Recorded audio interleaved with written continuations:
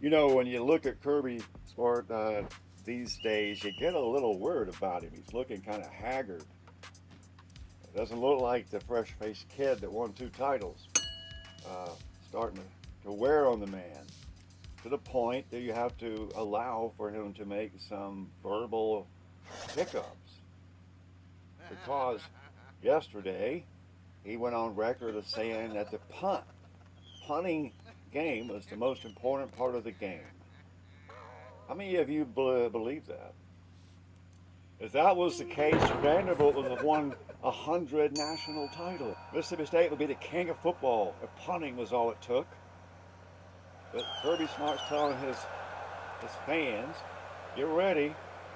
We're going to have to be a good punting team to be any good this year. That's what he said straight out of his mouth. Joel Klatt has, I just saw one of his shows where he says it's time for Georgia to get back into the national picture. He noticed you fell out. Well, you say, well, Kirby won 2 titles.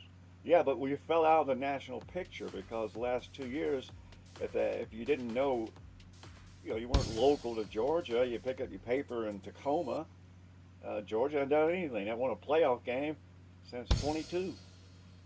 Last time they showed up in the playoffs, they looked horrible. They looked like a team that didn't belong. They looked like in Indiana. What would you expect people to think when that's what you give them?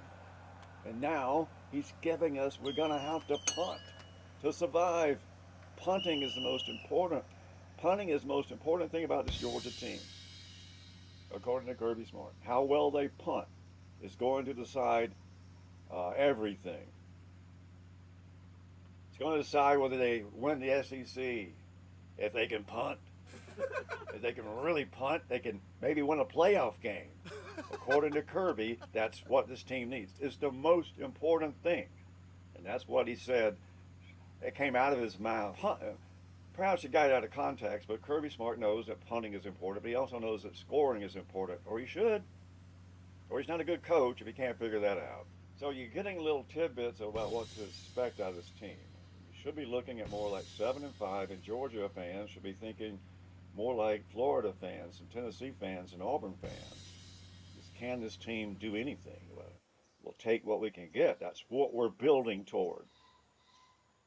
It doesn't matter how highly your class was ranked. Go ask Texas A&M what that did for them. This Georgia team could possibly have a Florida State meltdown. And I'm making a video about that because I think you need to get ready. It'll be another 10-3, and everybody will have plenty of fake reasons to cheer. And it'll be a third year you don't show up nationally. Well, I was around in 1980, and it felt different in 84. Nobody expected anything. And we stopped counting the record over the last 5 years because it was ordinary. And the team was ordinary for 20 years, or it was terrible. Hard to climb out of that hole. Georgia was at the top of the mountain and said, hey, hold my beer. Let's see if we can win a title without scoring. If you can punt, it might happen. Well, that changes my whole process of evaluation on football in general, but especially about this Georgia team.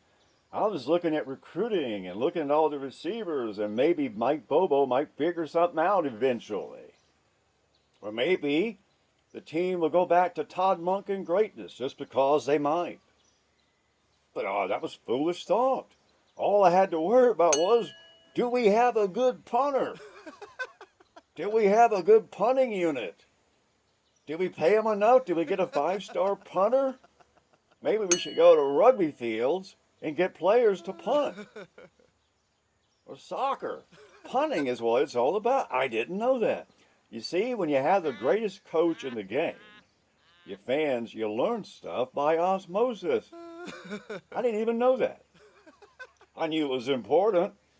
I know that the winningest winning percentage in history of college or high school football, the coach never punted for 15 years. How about that? They only lost a few games. Imagine if he'd have punted once or twice, he might have won them all. No, it's basically code for letting you know not to expect anything because they don't have anything. And the reason they don't have anything is because they don't want anything. It couldn't be any other reason. There's plenty of players on that team that can execute the Todd Monken offense. And I think he wrote the stuff down. So even an intern could call the plays. You're making too much of this. It's not Mike Bobo. It's Georgia's culture. They don't like to score. And I don't know why that would be. I can't think of any reason why you wouldn't want to score.